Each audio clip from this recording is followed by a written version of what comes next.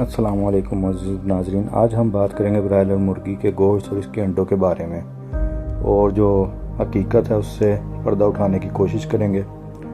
मौजूद नाजरीन, ब्रायलर मुर्गी की ब्रीड को ख़ास तौर पर गोश्त की पैदावार के लिए पाला जाता है।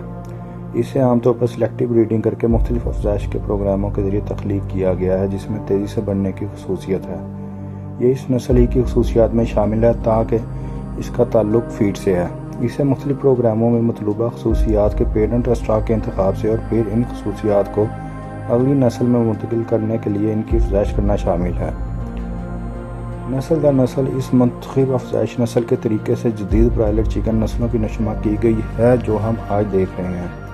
इंसानों की बढ़ती हुई आबादी की खुराक की ज़रूरियात को पूरा करने के लिए न सिर्फ लाइव स्टॉक फार्मिंग को जदीद खतूत पर इस्तेमाल करके गोश्त और दूध हासिल किया जाता है, बल्कि यही तरीका अब ज़राअत में भी इस्तेमाल किया जाता है।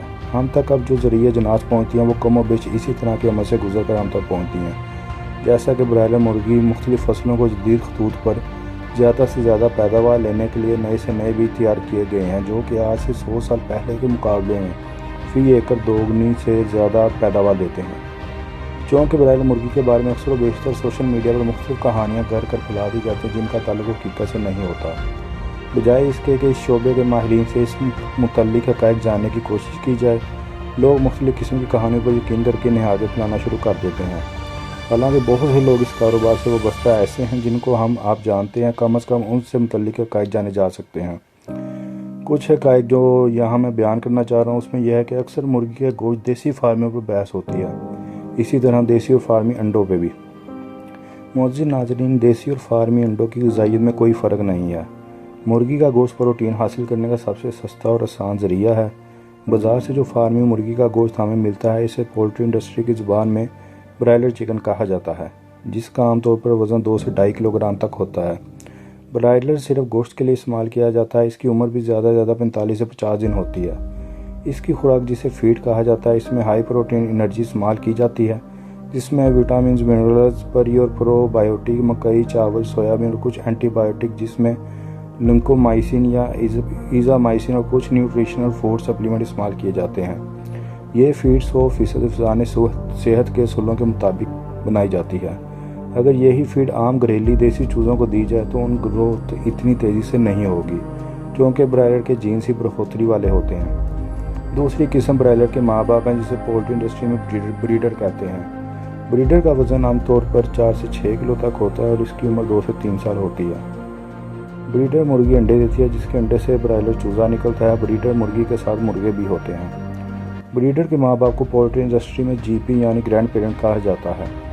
ये इनका आमतौर पर वज़न ब्रीडर से कुछ ज़्यादा होता है। जीपी भी अंडे देते हैं, जिनके अंडों से ब्रीडर चूज़ा निकलता है। ये मुख्तसर तारुफ था ब्रायलर का, जो कि गोश्त के लिए होता है। इसका इस तरह अंडे देने वाली लग ब्रीड होती है जिसे लेयर मुर्गी कहते हैं। मौजूद नाजरीन, पाकिस्तान में जीपी की 4 बड़ी इक़साम है जो मुख्तलिफ ममालिक से हैं, जिनमें हबर्ड, राज, अकाब और आर बेकर शामिल हैं। अब मौजूद नाजरीन आते हैं ब्रायलर मुर्गी के गोश्त या अंडे किस हद तक फ़ायदेमंद या नुकसानदेह हैं। पहली बात, देसी या फार्मी मुर्गी के गोश्त अंडे ग़िज़ाइयत के एतबार से एक जैसे होते हैं, सिर्फ हमारी जायके का फ़र्क होता है। ब्रायलर मुर्गी गोश्त या अंडे में एक नुकसान हो सकता है, मगर उस नुकसान के इम्कान बहुत ही कम हैं। यूँ समझे 100 में से 0.01%। बाज़ औक़ात एक शेड पर कोई बीमारी फैल जाए तो डॉक्टर इस फार्म पर कोई मेडिसिन तजवीज़ करता है। अब कुछ एंटीबायोटिक ऐसे होते हैं जिनके इस्तेमाल करने से ये बताया जाता है कि 24 घंटे तक गोश्त इस्तेमाल नहीं करना, 36 घंटे तक अंडे नहीं खाने। मगर ये सिर्फ अंडे और गोश्त के लिए नहीं, बल्कि दूध, सब्जियों और फ्रूट के लिए भी ऐसा ही है। अब अगर ऐसा हो कि वो मुर्गी जिसमें ऐसी मेडिसिन इस्तेमाल की गई है जिसे इस्तेमाल के बाद 24 घंटे के लिए अंडे या गोश्त इस्तेमाल नहीं करना चाहिए, अगर आप वो इस्तेमाल करें तो वो मेडिसिन साल्ट आपकी बॉडी में रेजिस्टेंस पैदा करेगा। मगर एक बात याद रखें, जितने भी प्रोफेशनल डॉक्टर होते हैं वो आखिरी दिन में कोई मेडिसिन ऐसा इस्तेमाल नहीं करवाते, जबकि खुद फार्मर फ्लाक सेल करने के 3 दिन पहले तमाम किस्म की मेडिसिन बंद कर देते हैं।